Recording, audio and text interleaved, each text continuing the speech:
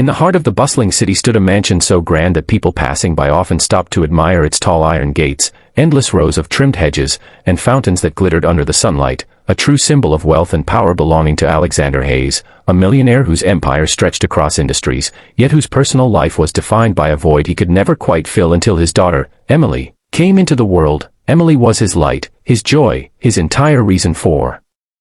smiling after losing his wife during childbirth, and though his fortune could buy him anything, the one thing he could never replace was the bond he shared with this little girl whose laughter echoed through the gilded halls of the Hayes estate. Yet raising Emily alone wasn't easy, and though Alexander had the best tutors, doctors, and bodyguards around, there was one person who had quietly become the heart of their home, the maid named Isabella, a humble woman with soft brown eyes and a calm demeanor who had been hired to clean and manage household chores but quickly became more than that as she cared for Emily like she was her own, soothing her when she cried, singing to her when nights grew restless, and even standing guard when Alexander had to travel for business. And though the world saw Isabella as just an employee in uniform, Alexander often saw how Emily clung to her, how she smiled brighter when Isabella entered the room, and though he never admitted it, he silently acknowledged that this woman's presence had become vital to both their lives. It was on a quiet afternoon, sunlight streaming through crystal chandeliers, when the moment that would change everything occurred. Emily was lying on her colorful foam mat in the living room, playing with a small rattle, Isabella seated beside her humming softly as she folded freshly laundered linen, while Alexander was upstairs finishing a call with his international partners, promising investments and sealing deals worth millions, when suddenly a sharp, horrifying silence filled the air. A silence Isabella felt before she even turned, for Emily's cheerful babbling had stopped, and in its place was the sound of desperate gasping, tiny fists flailing as her lips began to turn blue, and Isabella's world spun as she dropped the laundry and rushed to the baby, panic threatening to paralyze her but instinct roaring louder than fear. She leaned down, placed her hand on Emily's chest, and realized the child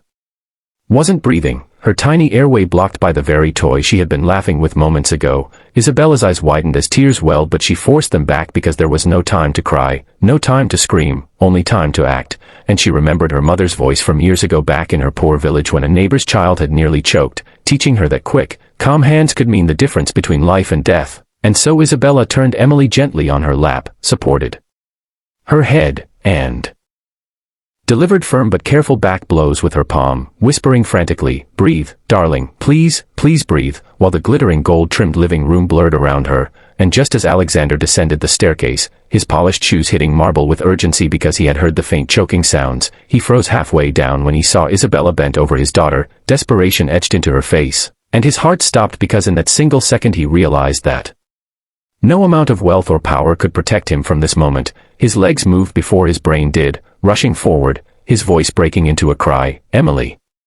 My God, what's happening?" But Isabella didn't answer. She couldn't, her entire focus locked on the tiny body in her hands, and with another strong pat, a small piece of plastic dislodged, Emily gasped violently, coughing and crying, the sound that became the sweetest symphony Isabella and Alexander had ever heard. And though tears streamed down Isabella's face, relief flooding her soul, Alexander dropped to his knees beside them, pulling Emily close, clutching her as though afraid she might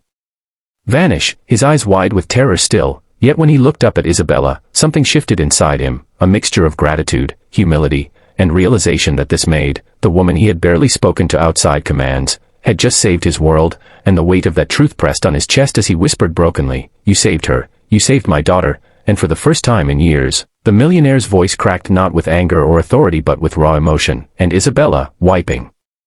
her tears quickly, whispered back, "She's safe now, sir, that's what matters." And in that moment, the walls of class, power, and hierarchy faded because what remained was simply a father, a child, and the maid who became the angel between life and death. Yet Alexander couldn't shake the haunting thought that he could have lost Emily in those few seconds, and so the rest of the day he stayed near her, refusing to take his eyes off her, while Isabella remained quietly in the background, her heart still trembling from the weight of it all, unaware that her actions had just altered the course of her life forever. For Alexander Hayes, the man who had trusted no one fully since his wife's death, had seen her courage, her love, and her strength, and something inside him knew that from this day onward, Isabella would never again be just the maid.